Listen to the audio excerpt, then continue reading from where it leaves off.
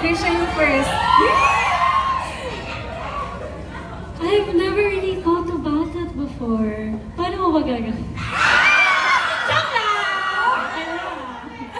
Hindi ko alam. Wala akong ano. Nalamig siya. Sabi, uy, nalamig yung kape. Hindi, joke lang yun, guys. Hindi ko alam. Kasi, I've never really thought about it. Pero siguro, something na alam ko na in-effortan ng isang tao, nung magpropose sa akin.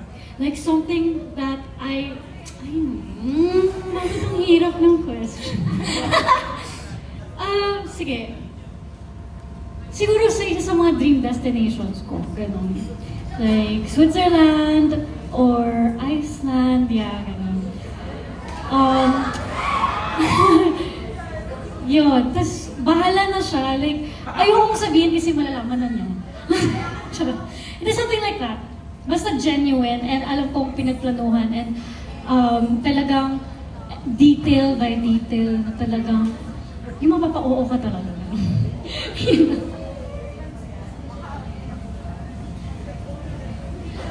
Ako po, syempre, something intimate and sincere. Nararamdam mo talaga yung sincerity ng tao. And for me, it's not about the grandness, pero siguro iba pa rin yung feeling kapag pinag-effortan. And that feels intimate and sincere. I think yun yung pinaka-importante, Tita Dolly, na ramdam mo talaga yung gustong sabihin nung... Oh, opo. Thank you po.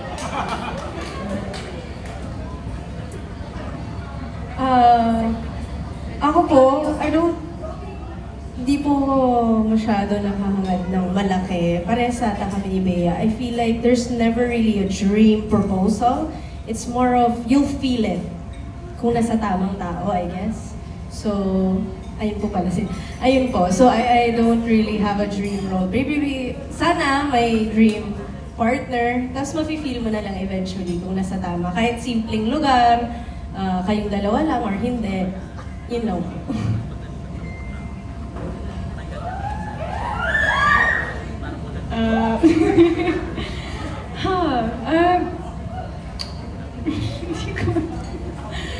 Wait, how do I answer this?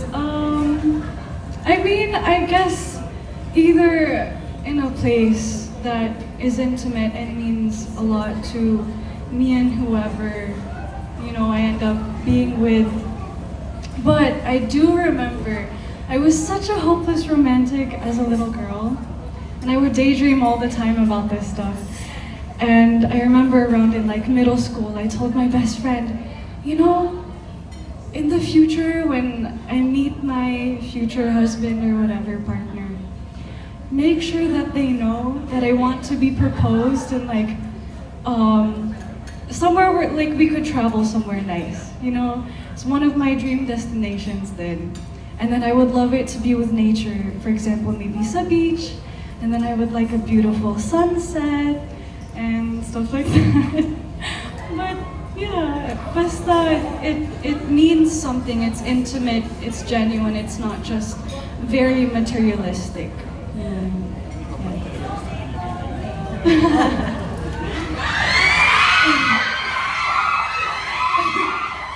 Mahal, ikwento mo na sa kanila paano. Propose na? Charot lang. Pero, Play VTR. desisyon. Ako anywhere naman. Kahit nga sa tapat ng Thai restaurant, okay lang.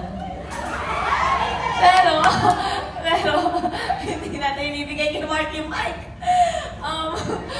Pero, ang dream, Hindi, ganito kasi yan. May nangyari kasi kaya na-mention niya sa Thai restaurant. Just trust me, man. Trust me. So ganito yung nangyari. Bale, di ba, there was this one night na kumakain lang kami sa Thai restaurant sa Makati. And then, nag-usap lang kami after gym, after boxing. Tapos, nag-usap lang kami. Tapos sabi ko, mahal, paano kapag hindi ako yumaman? Paano kapag hindi kita kayang suportahan one day? Paano kapag hindi matutupad yung mga pangarap natin? Kung sakto lang yung kita ko at hindi ko makuha yung magandang ring or basta magandang sing-sing, kahit ganito ba i-accept mo? Tapos kinuha ko yung banana leaf doon sa Thai food. Tapos tinay ko, sabi ko, tatanggapin mo ba to for the meantime? Tapos isusunod ko na lang ba? Sabi niya, ang sabi mo? Oo. So yun, doon ko nalaman na siya na nga pala.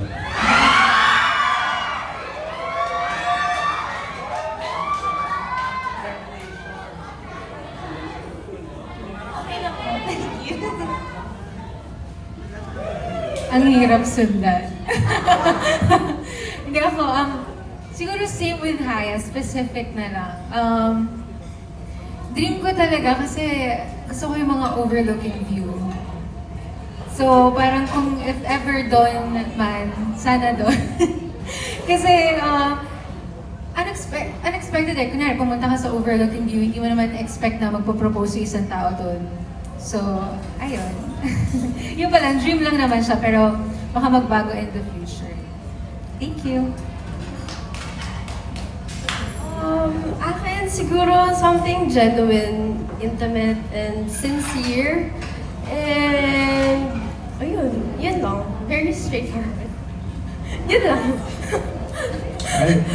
Thank you. That was Dolly Ann Carvajal with her question from Philstar. Next up, we have Paolo Caniamo, isang TikTok content creator.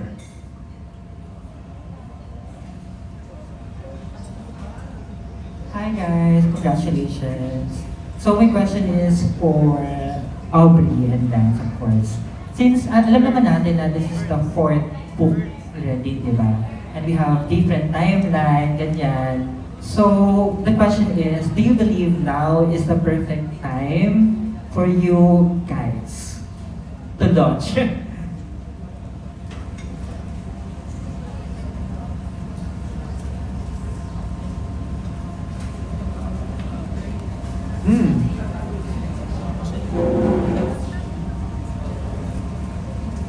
I believe so, because